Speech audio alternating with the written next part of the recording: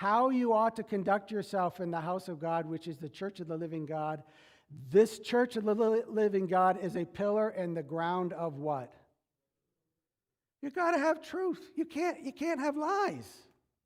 You got to have truth. And so I end with this. I bragged on Joe Capuano. I'll brag on Maria. There's another group of Italians in this church called the Pinellas that are wonderful people. And about 8 or 9 years, I'm in my 10th year of pastoring here. So probably the first or second year, there was a family that was causing some issues and just constant spreading of stuff. So I went and I talked to, I asked if I could meet with John and Michelle and Maria Pinella, who's the only deaconess in this church. She's a great deaconess. And I sat down with them and I said, I'm going to share something with you privately. I don't want you to tell anyone this, but I do need your prayer. So they invited Cindy and I over to the church, and I said, I don't know if I'm going to be your pastor much longer. I don't think I can make it here. And they said, why? I said, well, this is, at the time, it was the 4th lie. I said, you can only take so many lies, and I inherited some of this on the board, and I just don't know if, there's only so much a family can go through, constant slander. So I said, you don't tell anyone, you pray, because unless the Lord gives us strength, we're going to be gone. This was like year 3 or something like that.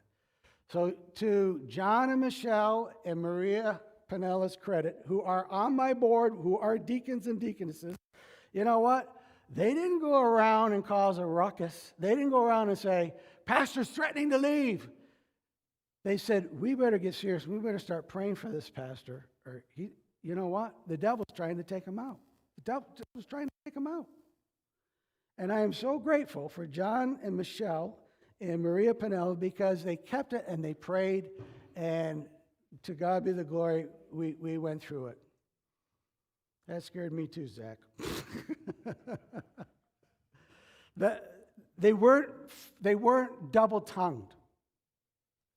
They weren't double-tongued. Now, the whole point of me sharing some of these stories that are intimate is if you really want to go into leadership in the church, you need to know sometimes difficult things happen. And sometimes churches split. Thank God this church isn't split. Thank God sometimes people leave and sometimes there's misunderstanding. I was reading recently when King David's son Absalom rebelled and tried to take the kingdom. Remember that?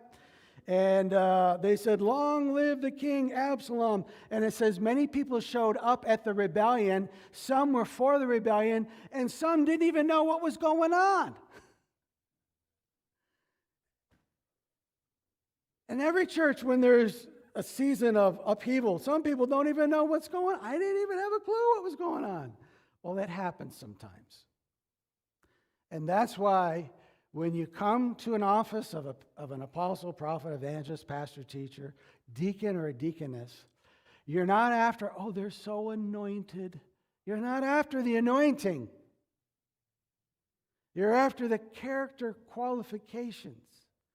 As the newspaper says, certain skills required. And if you don't want to be a problem solver, don't be a deacon. Don't be a deaconess. One woman said it best. I won't quote who she was, but she was hilarious. She says, you know what, Pastor? The church would be great if there were no people in it.